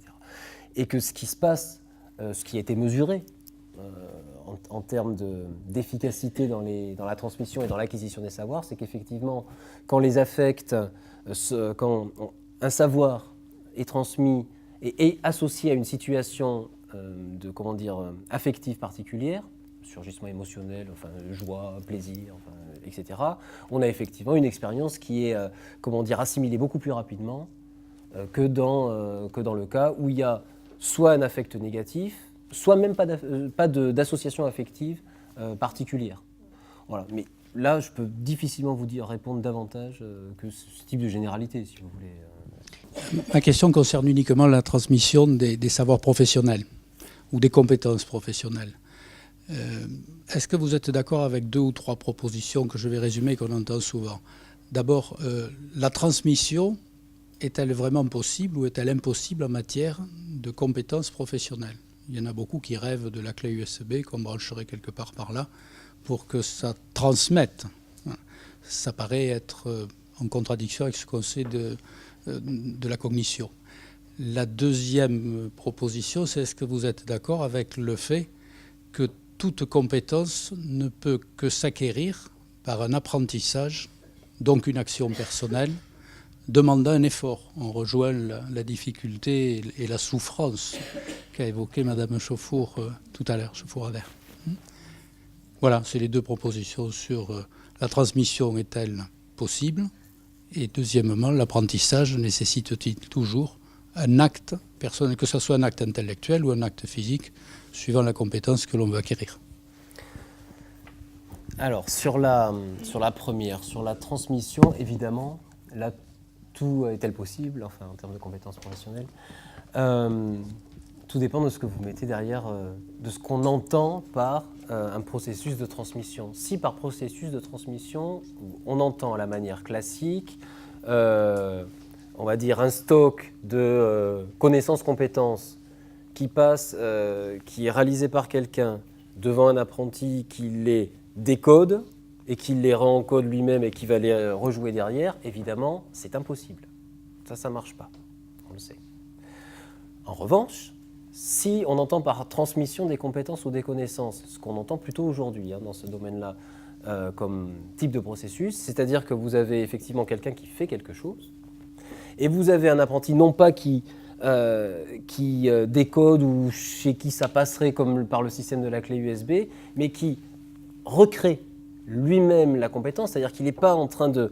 Il n'est pas passif dans l'affaire, il est obligé de la réinventer en quelque sorte. C'est ça aujourd'hui le modèle qu'on a, enfin de type en termes d'apprentissage, pour la transmission des compétences professionnelles. C'est-à-dire que l'apprenti doit nécessairement réinventer systématiquement les techniques professionnelles qu'il est censé ensuite acquérir. Et ce processus de réinvention passe par des choses qui sont très complexes et qui se mettent en place souvent de façon simultanée, c'est-à-dire à la fois l'observation passive de quelqu'un qui est en train de faire quelque chose. L'observation passive, c'est-à-dire que, y compris quand vous êtes au premier degré de l'apprentissage et que vous êtes dans un atelier, que vous avez des experts qui sont en train de faire des opérations extrêmement compliquées, que vous êtes devant, que vous regardez presque pas et que vous faites que passer le balai, y compris là, vous êtes déjà dans une étape où effectivement, on vous enseigne quelque chose du métier, c'est-à-dire que vous êtes par imprégnation en train d'apprendre plusieurs choses, vous êtes en train d'avoir une vision d'une routine gestuelle en quelque sorte, vous êtes en train de prendre possession de l'espace, vous êtes en train d'apprendre aussi en même temps la hiérarchie à l'intérieur du métier, c'est-à-dire vous passez le balai puis il y a quelqu'un qui fait autre chose. Enfin voilà, donc il y a tout un tas d'apprentissages qui passent comme ça, et puis ensuite il y a la recréation, la réinvention de la technique, et la réinvention de la technique, c'est plusieurs choses en même temps généralement, mais c'est généralement le fait que l'apprenti, ça pour le coup il y a des tests vraiment psychologiques qui ont été faits, mesurés. J'en fais pas la certitude absolue, mais disons, ça permet d'objectiver un certain nombre de choses. On montre effectivement que plus un apprenti a passé de temps à rien faire, entre guillemets, à rien faire de technique dans un atelier, plus, en vérité, il apprend ensuite très très vite à réinventer un certain nombre de gestes qu'il a acquis en quelque sorte de façon complètement inconsciente, des routines, la manière de se placer par rapport à la machine, etc. Donc il y a ces processus de réinvention. Donc pas de clé USB, mais une réinvention, si vous voulez, permanente. Quant à est-ce que tout apprentissage nécessite une action de la part d'un individu en termes de compétences professionnelles, je répondrai oui. En vérité, sans hésiter. C'est-à-dire, je pense qu'il faut nécessairement, pour une action, qu'elle soit intellectuelle ou qu'elle soit physique, il faut nécessairement qu'elle s'apprenne par une action. Enfin, pour l'instant, j'ai pas d'exemple en tête, j'ai pas de modèle à l'esprit qui permettrait de passer je vois pas, effectivement, je vois pas d'autre modèle que de faire une action pour apprendre une action. En fait. Oui. Je l'approche, oui. Nathalie Nasr, je suis neurologue et j'enseigne donc à Paul Sabatier. La question c'est comment est-ce que les sociétés primitives géraient le problème de la surcharge cognitive. La mère qui disait ne pose pas trop de questions, etc., c'était déjà pas un peu ça.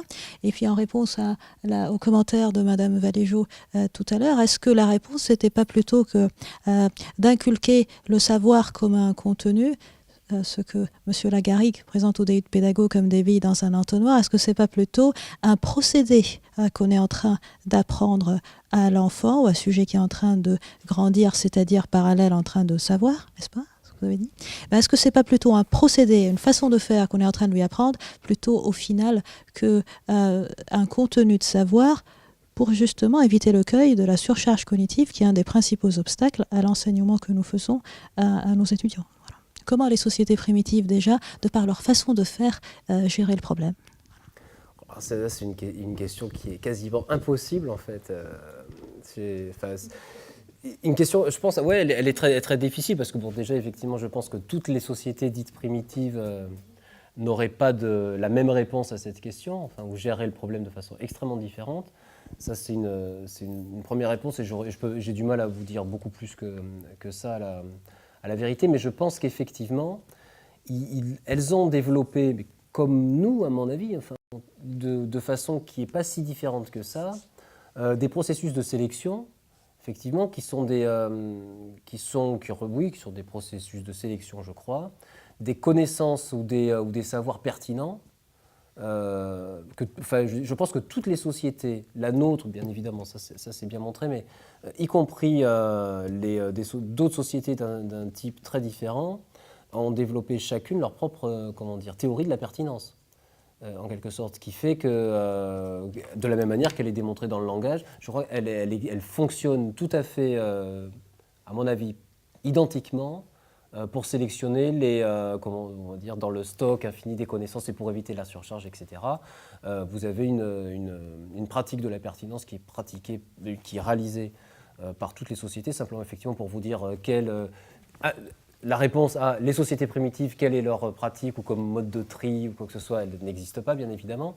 Mais j'aurais du mal là comme ça, de but en blanc, vous prendre un exemple et vous dire là, eux, ils ont fait ce type de choix par exemple. Ça pourrait être telle société a décidé de ne pas identifier...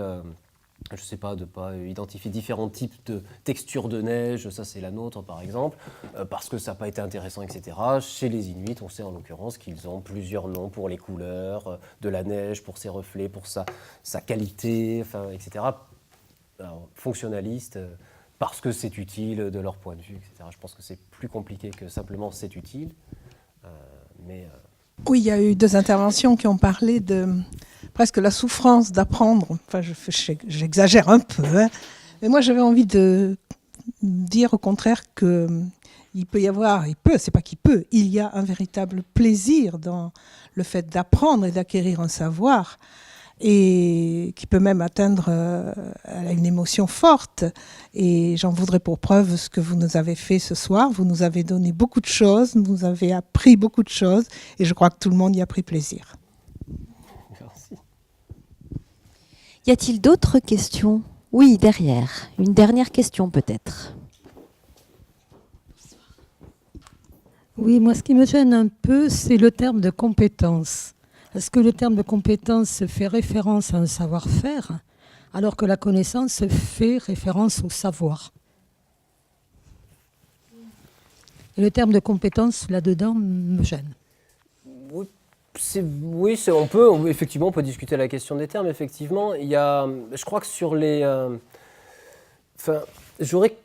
malgré tout, j'aurais une une approche effectivement assez large. Alors, on pourrait la qualifier d'impressionniste, hein, peut-être, de la définition du champ de compétences ou du champ de connaissances, mais disons compétences.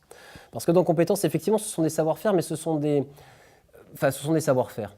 Ce sont des savoir-faire, d'une part, mais c'est plus largement, de mon point de vue, des savoirs pratiques, en tout cas, ou des savoirs qui se mettent en pratique, ou des connaissances qui se mettent en pratique. C'est-à-dire que ce n'est pas seulement des actions, mais c'est aussi, par exemple, est-ce que savoir compter est un savoir-faire ? Pour moi, c'est une compétence. Mais peut-être que pour un certain nombre d'autres personnes, ça ne l'est pas. C'est une pure connaissance parce que c'est une pure qualité intellectuelle, abstraite, etc. Moi, j'aurais tendance, mais effectivement, on peut discuter la proposition, moi, j'aurais tendance à mettre ça dans le même champ de compétences que savoir tailler une pierre, savoir poser une charpente, etc. Parce que je crois à vrai dire, je ne vois pas de raison objective de dissocier les deux types de compétences. Mais je suis vraiment curieux de savoir comment vous les dissociez objectivement, en fait. D'abord parce que la connaissance, c'est le domaine du savoir. Peut-être aussi qu'à l'heure actuelle, on est en train de mélanger les deux, notamment dans l'éducation nationale, ce qui est tout à fait dommageable par rapport à la mission de l'école, qui est d'abord de former le jugement, en particulier le jugement critique, d'apprendre à penser. Et je dirais que le savoir-faire a d'autres objectifs.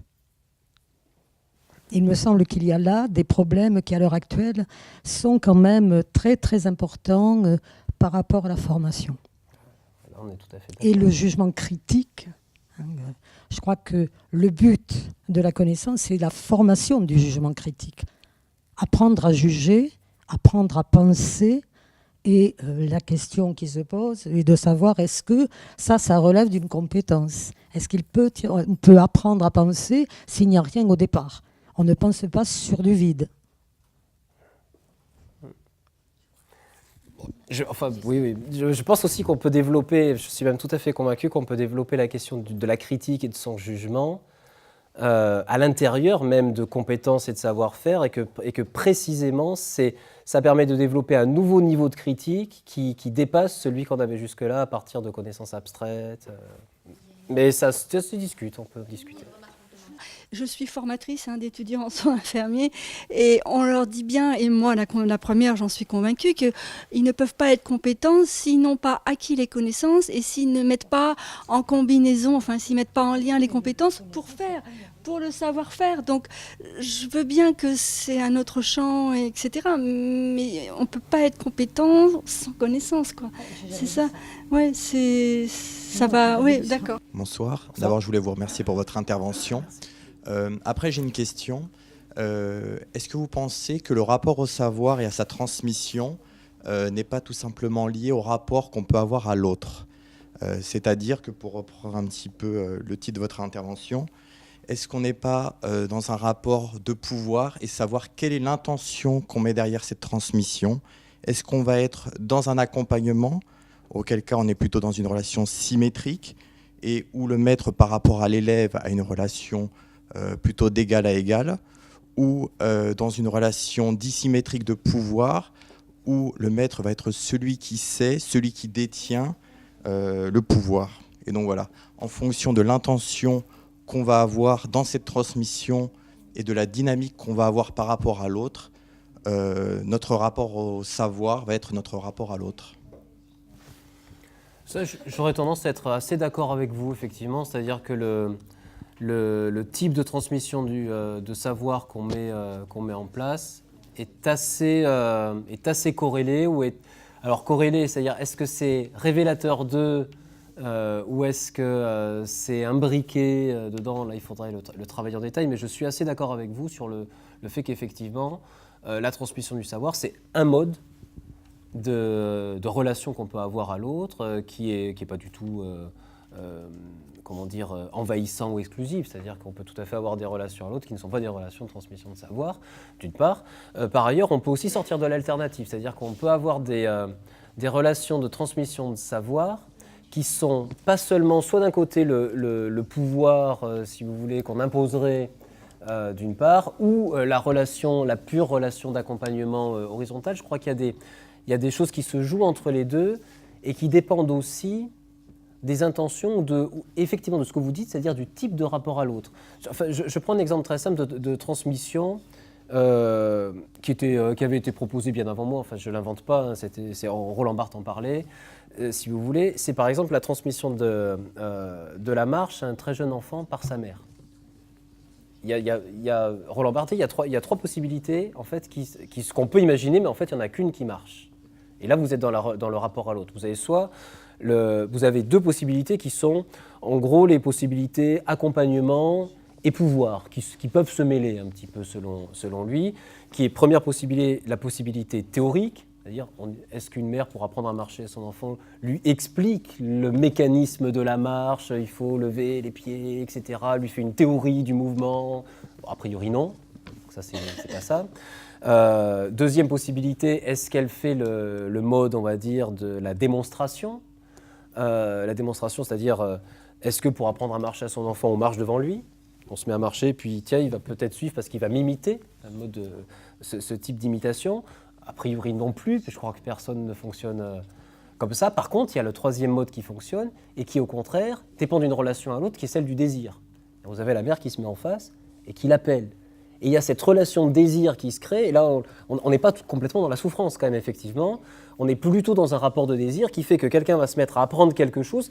Il a baigné dans un environnement de marcheur, donc il a vu, il a intégré, mais il réinvente la marche du fait même d'une émotion, qui est le désir d'aller rejoindre sa mère, etc., etc.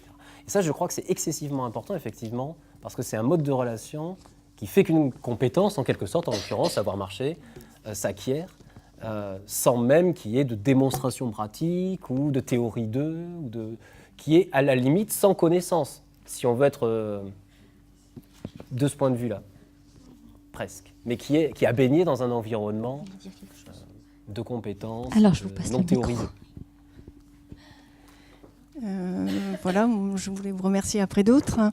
Cette conférence, nous le remarquions à l'instant, est celle qui a suscité le plus de participation et le plus de questions dans l'auditoire. Est-ce que ça n'est pas un petit peu lié à votre façon de faire, votre façon de savoir, sans délivrer un savoir, justement? Ce travail que vous avez fait sur ce sujet a-t-il, au fil du temps, influencé votre façon d'exposer les choses, qui nous montre des chemins de questionnement, plus qu'un savoir qui développe une capacité d'apprentissage, plus que la livraison de connaissances à un moment donné? Peut-être.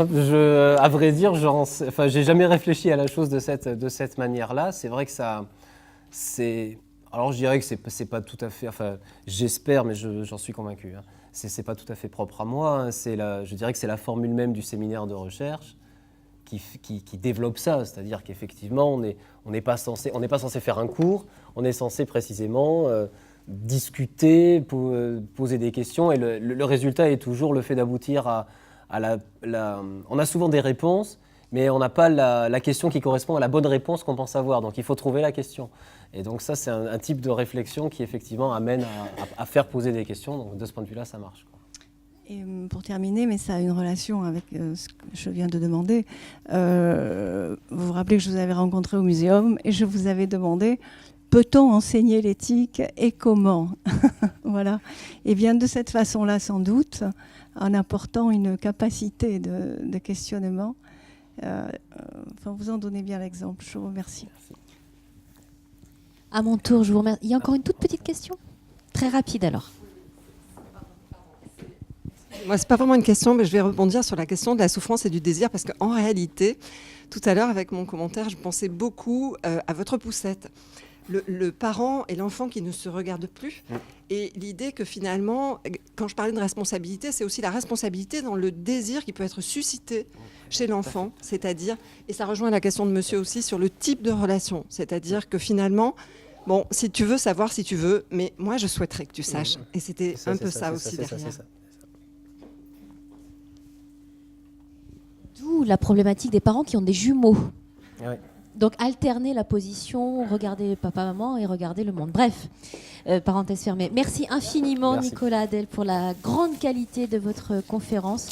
Effectivement, énormément de participation ce soir. Merci à vous tous pour votre participation active.